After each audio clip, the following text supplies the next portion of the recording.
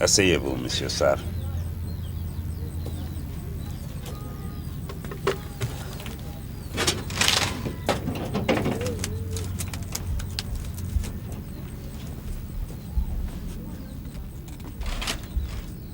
Excusez-moi.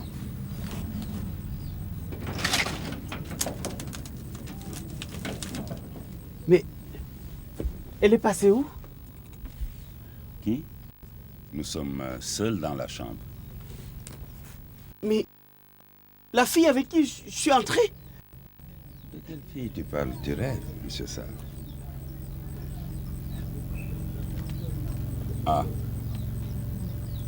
Si c'est de celle-là que vous parlez, vous ne la reverrez plus jamais. Elle est retournée dans le monde des esprits.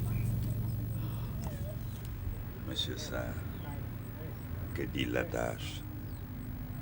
S'il t'arrive un jour de ne plus savoir où tu vas, retourne d'où tu viens.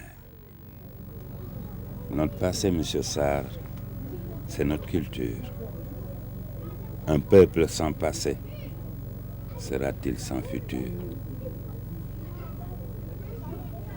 À présent, Monsieur Sarr, que voulez-vous boire? Jus de bissap, jus de goyave, jus de bouille, jus de mangue ou du whisky? Je prendrai du bissap. Vous avez raison, Monsieur Sarr. Ici, à Tundu-Yakar, le bissap est très prisé. Les feuilles nous arrivent de Thiofane et le sucre de Naner. Nous y ajoutons du parfum que vous allez sentir. Bois, Monsieur Sarr, bois, car tu en auras besoin. Notre équilibre est menacé.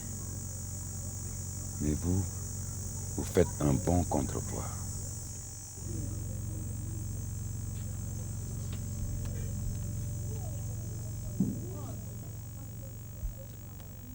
Bois, monsieur Sarr, bois.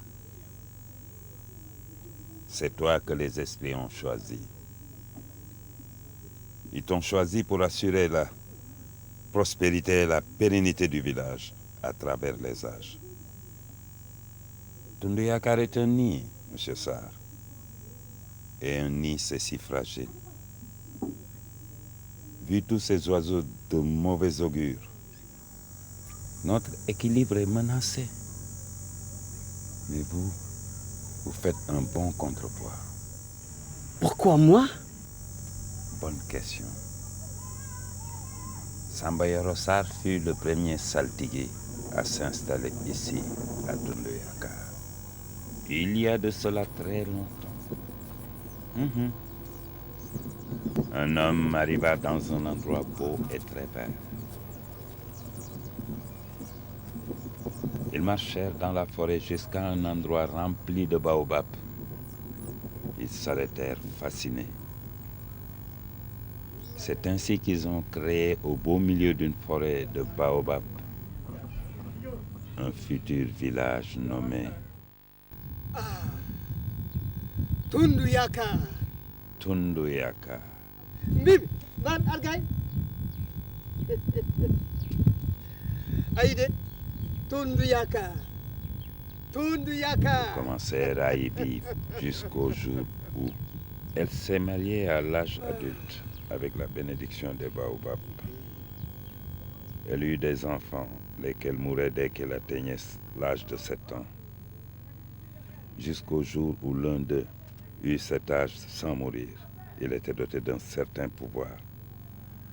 Les arbres lui parlaient, les animaux lui obéissaient, mais sa mère disparut le jour qu'il fut doté de ses pouvoirs. Il était devenu un saltigué. Cependant, chagriné par la perte de sa mère, il alla s'exiler en haut d'un baobab. Il y resta 5 ans sans descendre de l'arbre. L'arbre lui donnait tout, de ses fruits, de ses feuilles et de sa sève. À l'époque, il pleuvait beaucoup. Arriva un jour, d'autres gens viennent s'installer. Il a quitté Tundu-Yakar et depuis aucun saltigué n'a su ce qu'il est devenu. Il s'est installé à Saint-Louis, plus précisément à Gormbach. D'ailleurs, c'est de là-bas que je venais lorsque j'ai eu cette panne de voiture.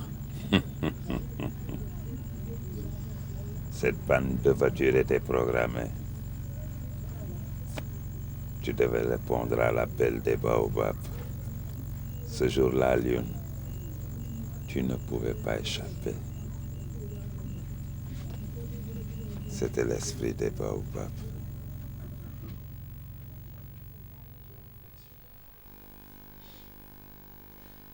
C'est comme ça qu'il me l'a dit au téléphone. Et quand je lui ai demandé, il m'a parlé de destin, de je sais pas quoi encore, de la croisée des chemins, rien que des mots voilés. Il a croisé qui en chemin? Les hommes, tous pareils, des papillons. Même ton père n'a pas fait exception. Je me rappelle. Maman, je la connais ton histoire avec papa. Il est mort maintenant. Ce n'est pas une raison. La petite garce qu'il avait épousée est toujours vivante. Ma chérie, il ne faut pas commettre la même erreur que moi